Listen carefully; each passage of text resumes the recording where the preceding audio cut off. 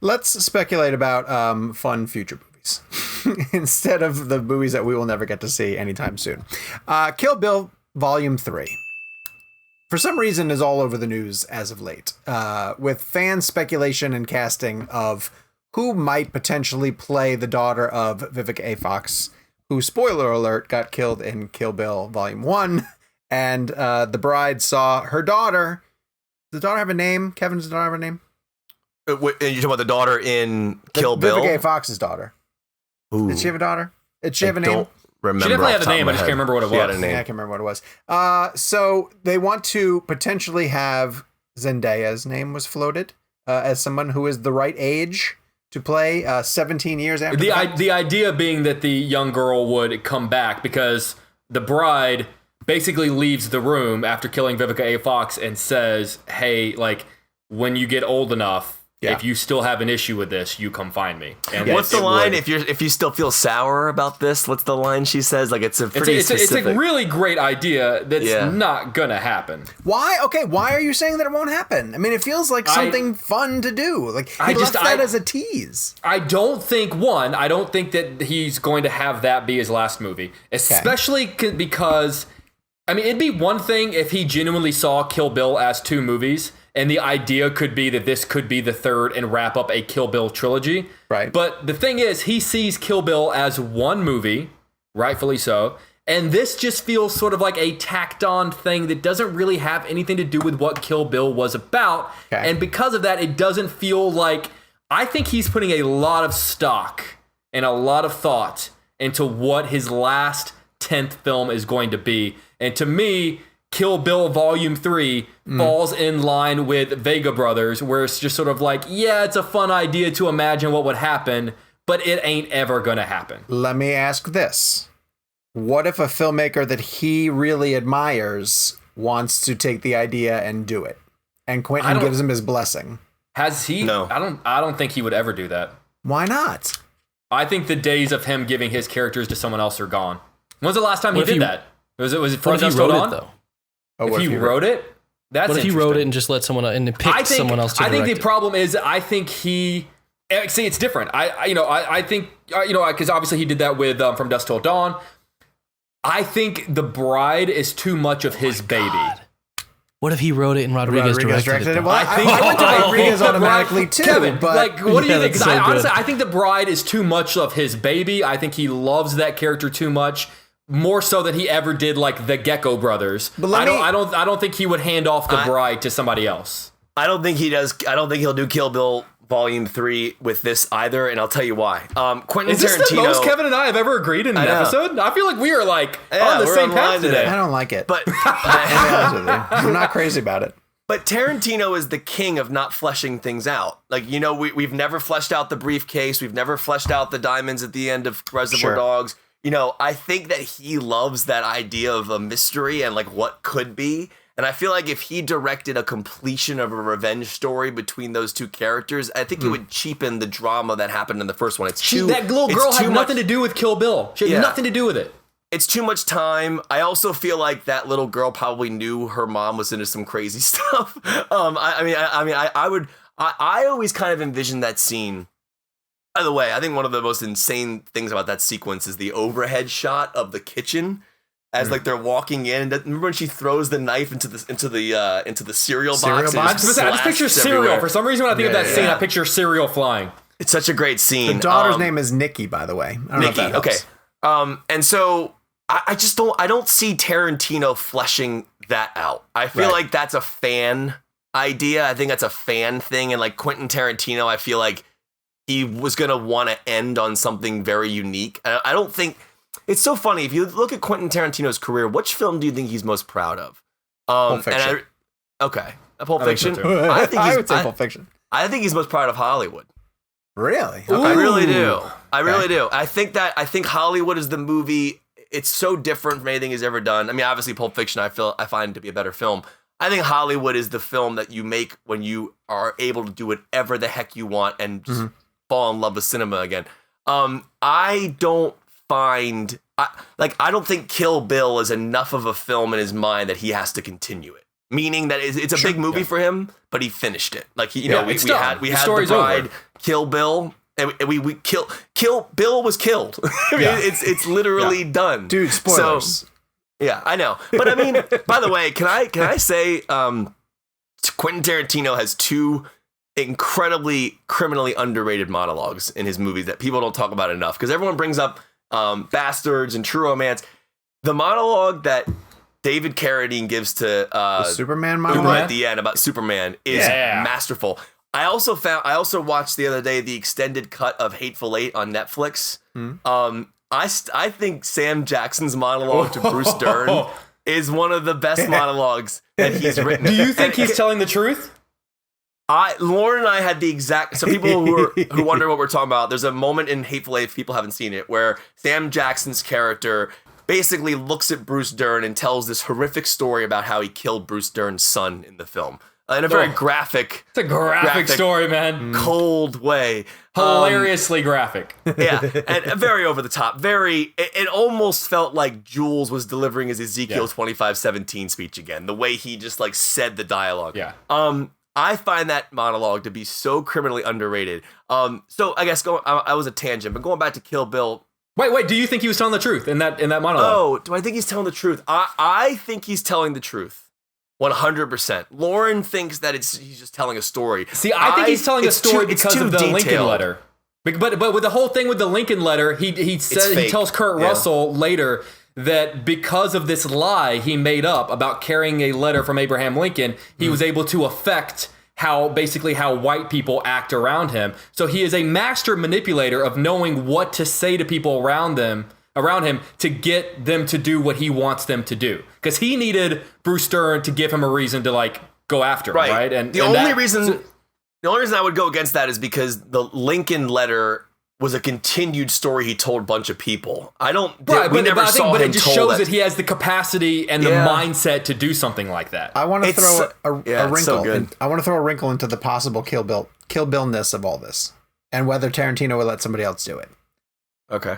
I want to go back to earlier this year when and I'm not trying to put this on their level, but I'm saying as a comparison, that Bilal and Adil, when they brought Bad Boys back, right? Those are 2 guys. Listen, hear me out. No. I'm actually listening. They're 2 guys who worshipped at the altar of Jerry Bruckheimer and Don Simpson, and came to the table and said, "We're going to make a new Bruckheimer-Simpson movie," and they were given the opportunity to work with Will Smith and Martin Lawrence. Now, was it as good? No, but it was close. It was close, right? Now, you talk about Quentin and the number of people coming up, filmmakers coming up, younger filmmakers who have worshipped at his feet, at the altar of Quentin Tarantino, and are inspired by Quentin Tarantino. And if Tarantino were to find a young guy, shut your mouth. Is he that unique? Who could do something that is in the flavor of Quentin Tarantino? He loves his creations. His creations are his babies. And you're not trying to tell me there's someone else out there like Kevin and you who aren't obsessed with Tarantino? What I'm saying is like you're comparing it to like I don't think Michael Bay and Bruckheimer care about the Bad Boys characters as much as Tarantino cares about the bride. But Bilal and Adil did. Doesn't matter. All right, let me go back. There's one thing you guys said that was very important early in the conversation. The only reason I would ever allow this. So, let's look at it from a. No, it shouldn't happen. Stay on my side, Kevin. No. Quentin I'm on your side. Kevin, should I allow this? Kevin's like, I don't know. I have 2 things. Let me ask the boys. I genuinely think that he should not direct another Kill Bill film. Okay. Now, if Quentin Tarantino actually wrote. Yes. A Kill Bill Volume 3 script. Has he not talked about at least doing some? Didn't he play with it? He talks about Vega Brothers. Discussion. He talked about Star Trek. Sure. He talks about shit all the time. It's not going to happen. But if he wrote a script, like, you look at film. So I think that 2 of his best films were films he didn't direct, weirdly enough. True Romance and From Dusk Till Dawn. From Dusk Till Dawn is one of my favorite movies ever. And Rodriguez directed it and Quentin wrote it. So I think what's interesting is I would not be against if they wanted to. I would actually rather someone else direct his script than him direct it for his 10th movie. So, for example, if he wrote Kill Bill Volume 3 and it was like a masterful script and he just didn't want to end on that film and he did find a filmmaker to give it to and it was Quentin's characters and writing, and someone else took it on to put it out, I would be okay with that. I don't know if I would like jump up and down screaming like, oh, I don't personally need any more Kill Bill. I'm good on my story. I'm good on my closure. But because of that news and because of that scene in Kill Bill, that's been a question for a long time about her coming back for revenge. Well, so if it needs to happen, have someone else direct it. We are definitely, over the course of our time on this planet, which might be short-lived, mind you, we're going to get a point where Quentin Tarantino writes a script that someone else directs. Like in the future, I'm saying that will happen again. Because he might not want to direct anymore, but he's not going to stop writing. Yeah. I have a question. I would propose. And he's so young. If Quentin Tarantino makes, whether you want to call it Kill Bill Volume 3 or like Kill the Bride, and this is specifically for Kevin. Kill Kiddo. Somebody said it should be called Kill Kiddo. Kill Kiddo. That's great. Yes, it is. Is it now a trilogy? No. Or is it just 2 movies? It's 2 movies. It's a trilogy. Second film. No, it's not. Kill Bill Volume 3 is the second movie. That's one of the main reasons I don't want it to happen, because I don't want to get into this shit again. I wanted to add. Yeah. I wanted to add, because he said, I've heard him talk about what's next. Yeah, he's talked about that forever, but he specifically has said that he's not done writing stories. He just is done doing movies, and he wants to write plays, and he wants to write books. So I think that look forward to he him probably writing a book. is interested in this. And if he is, we're either going to get a Broadway play of it, or we're going to get a book. Well, he told us, and I know this because I re-listened to both of them this weekend. He told us that if Vega Brothers, Double V Vega, ever comes to fruition, it will be so as a graphic novel. Wow.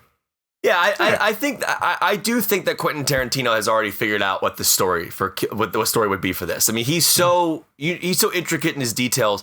I just feel like after watching all of his films for all my life and actually sitting down with him, as lucky as we have been to do that for interviews, I just find his passions to be somewhere else now. I don't find him in Kill Bill mindset anymore. I mean, like, news stories can come up that bring the material up, but I think Tarantino's head is somewhere else. I think he just became a father. And that fatherhood aspect of it could be an interesting sell in rewriting that and continuing Volume 3 from a parent perspective. So there's a lot to be playing with here. Never say never, I say. Kill Kiddo is a great title. Yes, it is. It's not going to be his 10th and final film. He's not going to do that. I honestly wish he kind of ended on Hollywood. That was Hollywood he might too. Hollywood would have been the perfect 10th movie for him. What if Sean gets a call from Quentin Tarantino? He's like, Sean, I want to say you were right. Kill Bill is 2 movies. That makes Hollywood my 10th film. Boom! And then he just hangs up. That's it. I'm out. He's like Kramer and slams the money down on the table. He's like, Kill Bill was 2 movies, so Hollywood was number 10. I'm good. I hate that he's painted himself into this 10 film corner. And I know we've had this conversation multiple times, but I wish that he would just keep going. I mean, we've seen the likes of Scorsese and Spielberg and all these other directors. I wonder sometimes if he regrets painting himself, because like we've said with the fact that like he says a lot of things, because the dude, the wheels are always turning, right? Sure. And he is someone that always has a microphone in front of him. So whatever he says is going to be quoted and going to be picked up, and it's going to be spread like wildfire. Okay. But obviously he has said a lot of like, oh, I think I'm going to do this movie. And it turns into fact, like, oh, I'm going to do Star Trek, or I'm going to do Double V Vega, or I'm going to do Kill Bill Volume 3. Do you ever think that like sometimes he just said the 10 movie thing and it just blew up so big that he felt the need to sort of stick with it and now can't go back? But he could also just go in an interview and go, I'm going to keep going. And like nobody would be mad about it. And that's the thing. It's like, I feel like we live in a society now where people say things and it's like concrete, or has to be concrete, or you can't. Like, I was saying this at the beginning of the show about how for a longest time, I feel like I've gotten more mature, obviously, as I've gotten older. I'm 36 now, but there was a long period of time where I just wouldn't admit that I was wrong about something. And like, I revisited Citizen Kane this weekend, and I did not love that film when I saw it at 20 years old, and then I stayed in that mindset for a long time. I don't like Citizen Kane. I don't like the dialogue. Visually, it's incredible. And then I watched it yesterday. I'm 36. It blew my mind. Completely different perspective. And that's another reason why I want to revisit Last Jedi. And Gabe and I were discussing that today. So I guess the point I'm making is like, Tarantino could so easily just go, you know what? I'm going to go to 11, Spinal Tap style, motherfuckers, and then just like literally, keep going. I mean, seriously, there's like he doesn't have to stick with it. And we run with it. He said it. It's a story, but he doesn't have to stick to it. That's not a law. Like he said with the Star Trek movie, he's like, I might make a Star Trek movie, and then I will just say, that doesn't count. That one doesn't count towards the 10. But the whole reason that, and I know we have to move on for the whole reason that he's saying that he wants to stop at 10 is it so there's not diminishing returns, so that he doesn't keep making movies and then kind of have them start dipping. This idea that you can pick one movie from his filmography and it's just as good as the rest. They're at least within a spectrum. So I ask you guys as fans, would you rather him stop and have all of his movies be incredible, or have him keep going and sort of have a guy that like was really good for a long time and then kind of really wasn't so great for a while? So look at someone like Francis Ford Coppola. All right, you knock it out the park with Godfather 1, Godfather 2, Conversation, Apocalypse Now, Rumblefish. You're nailing it for, I don't know, 2 decades, a decade and a half, whatever it was. Yeah, I like Jack, actually. I saw that with my grandmother in New York and Long Island. It's a strange film.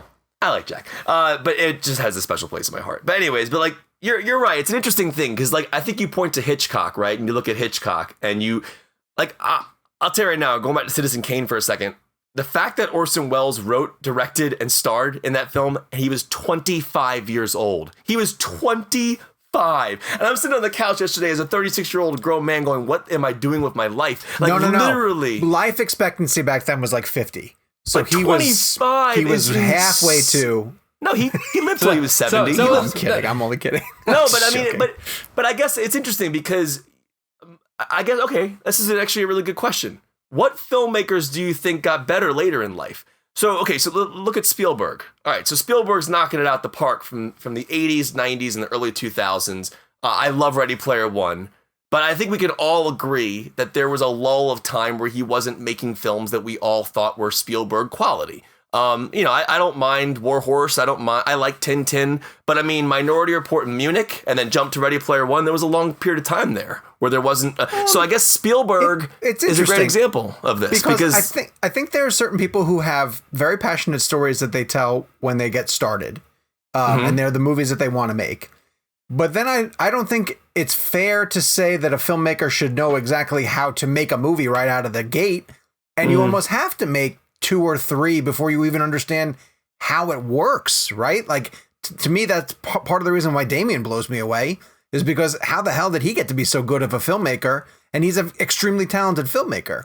But, like, people might argue that George Miller, that Fury Road is his best movie. All right, now that's a great example. He directed his best movie at 69 years old. But we're not talking like a really good movie that someone did like later in their life, because you could argue that we're talking about a trajectory where they were going like that, because you could say like Scorsese turned in Wolf of Wall Street and like some incredible films later in life, but also in the 70s he was making Taxi Driver, so like Mean Streets, and Mean Streets, so like he's had a fairly even keel trajectory. Bull. He just continues. It's just astounding that he continues. I mean, but we're talking about, are there filmmakers that have done this? I mean, because you talk about like filmmakers needing to get stories out.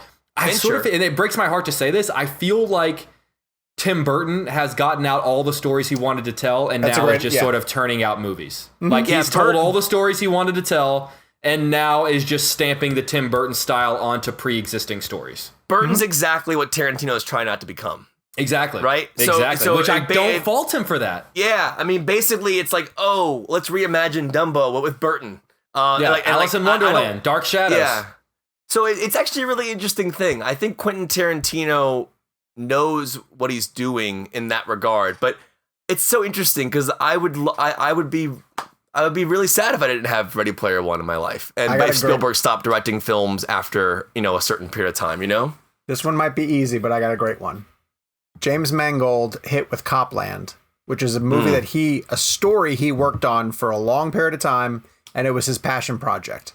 And he made Girl Interrupted and Kate Leopold and Identity, which are all good films. I love Identity. Yeah, they're good films, but I think he was also figuring out how to make films. That's a great example. Then he hit Walk the Line, 3:10 to Yuma, Night and Day, The Wolverine, Logan, and Ford v Ferrari. That is an ascension. So all right. 10. How many is that? 9 films or whatever it is. 1, 2, 3, 4, it's such 5, an interesting 6, thing. 7, 8, 9, 10. Ford Ferrari B is 11. So I do understand Tarantino's perspective because I think Tarantino's thinking about it from legacy perspective, right? Sure. Oh, 100%. But I will say this: when I think of Alfred Hitchcock, I think of his classics. He might have made some poorly made films later. I can name every film Tarantino's ever made. Can you name every film Hitchcock's ever made? Yeah, but Hitchcock made like 50 films or something like that. Maybe he shouldn't have. I think that's the point. Okay. Maybe he shouldn't have. I think Tarantino wants to be the kind of guy where you can name every single film he's done. Yeah. Yeah.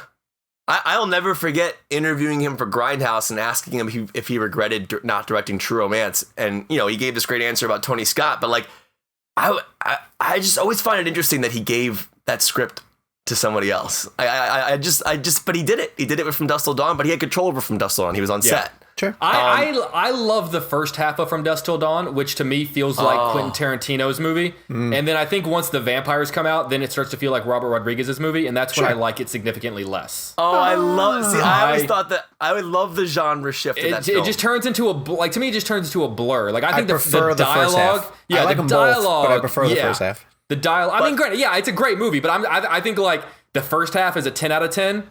And then the B monster movie is like a fun 7 out of 10. But I think that is like you be cool in the bar. Is John Hawkes. Clooney is infinitely cool. He's so cool. But that's John Hawkes behind the bar. Yes, it is. Yeah, I love John Hawkes. And also best tattoo ever in a film. That's such a cool tattoo. Yeah.